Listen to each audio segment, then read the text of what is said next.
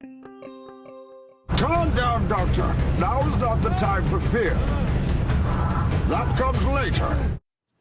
As Congress sputters towards a short-term deal on the debt ceiling and shutdown, many are wondering how we got here. Well, it makes more sense if you look at it through the prism of the villains in Christopher Nolan's Batman trilogy. John Boehner began this fight by claiming high-minded principles, like balancing the budget. So think of Boehner as Bane, full of promises about serving the people.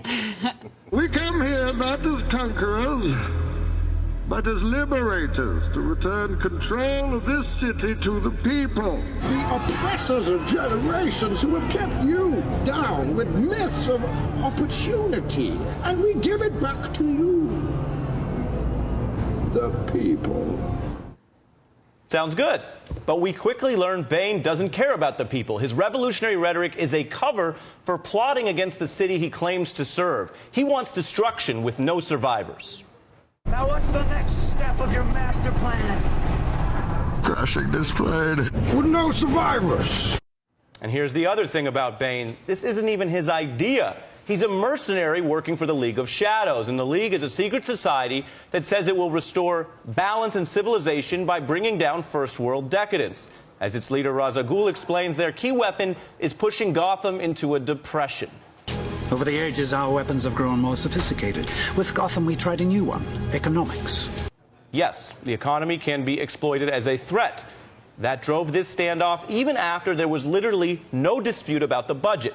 Here's why.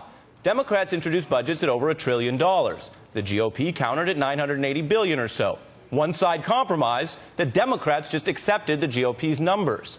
That wasn't enough, though, for the more dangerous elements of the Tea Party, which is why they evoke one final villain. I'm talking about an enemy who confounded Gotham because he had no practical goals, just anarchy. And that's key for the battles ahead. Just as Washington was slow to appreciate how irresponsible the Tea Party caucus can be, Batman didn't understand this foe. With respect, Master Wayne, perhaps this is a man you don't fully understand. Some men aren't looking for anything logical, like money. They can't be bought, bullied, reasoned, or negotiated with.